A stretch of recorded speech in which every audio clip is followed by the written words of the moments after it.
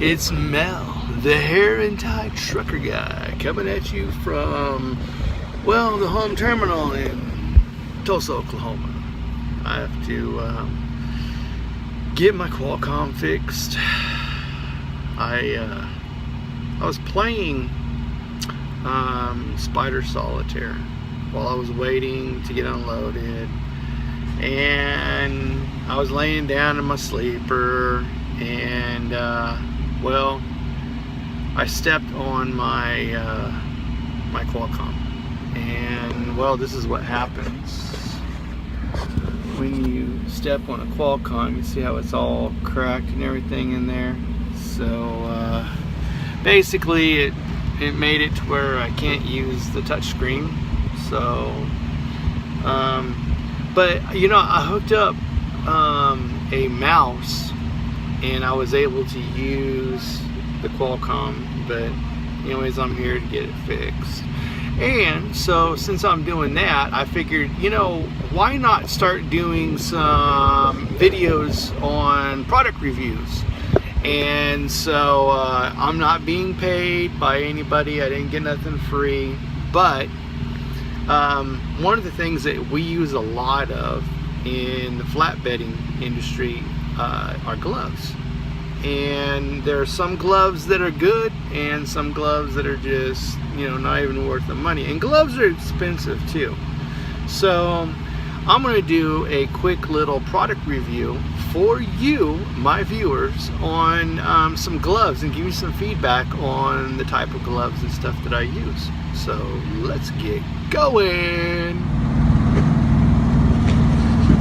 Okay, so let's start out with these type of gloves right here. These are your standard just leather gloves, but they don't hold up to the water and the seams, you know.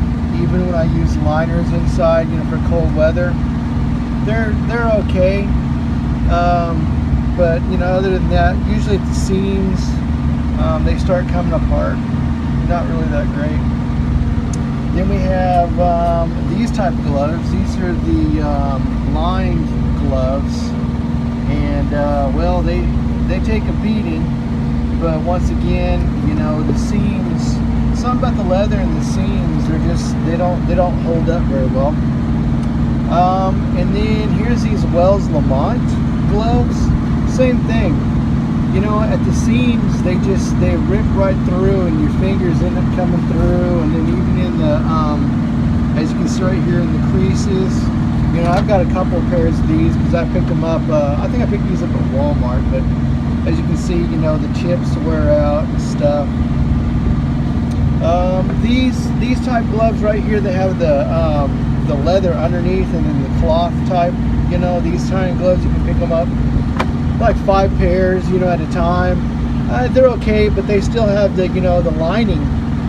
The seams are just, you know, they just don't make a very good product, you know. So I wouldn't recommend any of these type of gloves.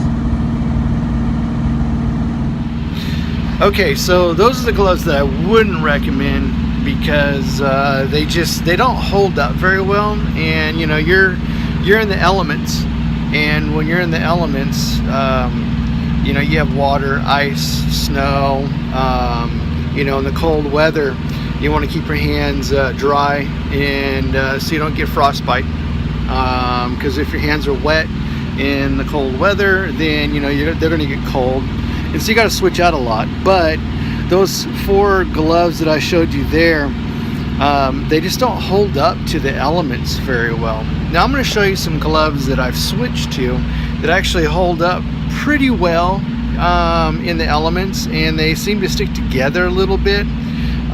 So let's check those out.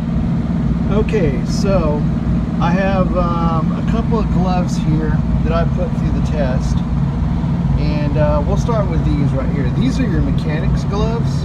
These are the impact mechanics gloves. Now I've had a couple of pairs of mechanics gloves, and unfortunately, I mean, you know, the impact one's a little bit better on top, you know, because it's got some padding there, because you're always like hitting your, I mean, if you want to look at my fingers and stuff, I'm always getting, you know, fingers smashed. So I kind of like the this style here, the Impact. Unfortunately, though, these gloves right here are relatively new. In fact, I just picked up another pair, but they suffer the same thing. The seams are not really that great on the gloves, and you'll have like finger rip outs, and also inside the crevices here, you'll have a lot of blowouts there, you know. But you know, you're talking about you know, $19.99 for a pair of Impact gloves. These are a little bit more expensive. They're really good in the wintertime.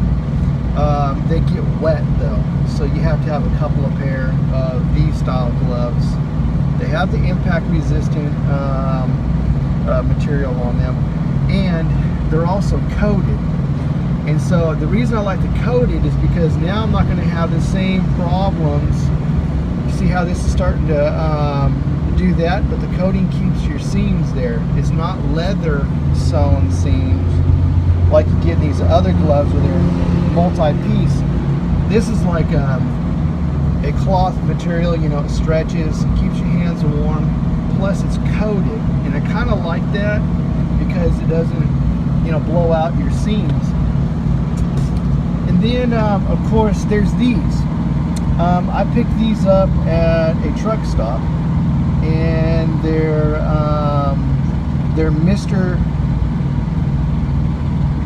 Mad Grip. Now it has the impact resistant stuff on top. Once again, it's that cloth material that, you know, stretches, so you know it keeps your hands warm. Plus, it's coated all the way around, so there's no seams there that'll blow out. Really like these. They're pretty good grip gloves too. My favorite, they don't have the impact resistant stuff on here, but they're the Majestic, the Polar Penguins. These are real warm, especially in the wintertime. Real warm. It's thick. They're real warm. Yes, they do get wet, but once again, they're coated, and so the coating there keeps them from blowing out in the creases and stuff. And I really like those gloves. You got to keep a couple of pair. I've got like 2 pairs of these. I've got 2 pairs of these. I've got 2 pairs of these, and I've got 2 pairs of these. Okay, so as you can see, those are some of the gloves that I keep with me. Like I was saying before, because of the elements that you're in, the weather's always changing, you're outside a lot, you know, it's flatbed. You're really, you know, messing with a lot of things, tarps, straps, chains. I mean, they're just, you know, gloves are really important. And those are some of the gloves that I have. Yes, I do keep the old ones because I've got some cotton liners that, like I said before, because of the elements, you don't want to get in trouble with you know, wet hands and cold weather, because that will lead to frostbite, and you don't want to get frostbite.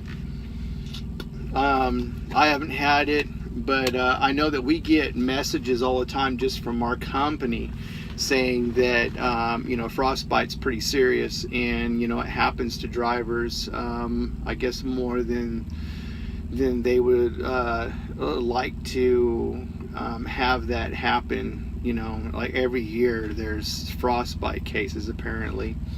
I don't know the statistics on that, but I can tell you from my experience, it's real.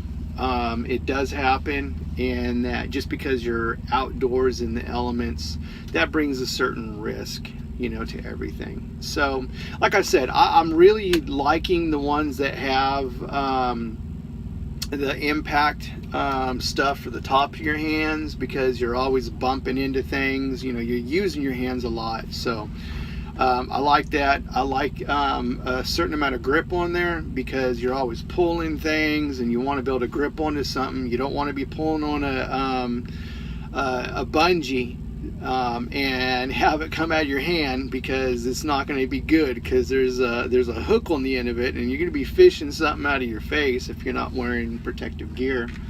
And gloves are one piece of it. These right here, not only are they sunglasses, but they're also prescription, and they are safety prescription glasses. But I also carry around some safety glasses, and if you do the safety glasses, you know, like indoors or whatever, I actually these are the ones that they made us buy, you know, whenever we were going through orientation. I upgraded. I like the yellow ones because it does make everything sharper when it comes to working, like say not just in the daylight but in low light levels. It brightens things up even at nighttime. The lights, the lighting outdoors and stuff, it just like pops. I really like that.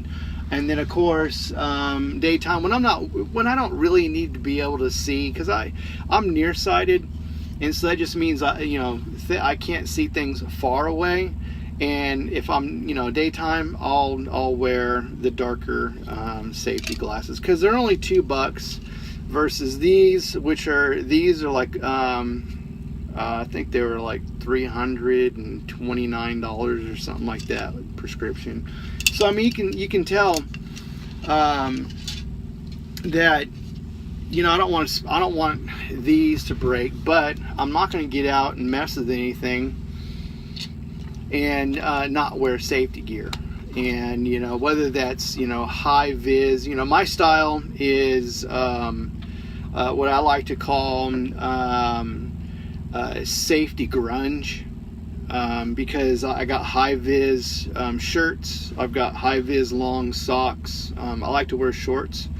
Of course I do put on, you know, long pants, overalls and stuff like that over my shorts, but when I'm driving I like to wear shorts. But that's just me. And it's steel toe boots, so kind of got this like high res outfit with, you know, cargo shorts and boots, so it's kind of like a grunge thing going on. So I call it's my little deal that I've been calling for a long time. It's called safety grunge, you know, because you want to be visible, especially when you're out popping around a truck or whatever, and there's other truck drivers, there's other vehicles at your consignees, and also at the shippers, that they're getting off work or they're coming in late to work and they're not really paying attention, and you're always out around your truck, whether it's pulling tarps and having to fold the tarps in the streets or whatever. You want to be visible, and then you also want to wear, you know, a hard hat.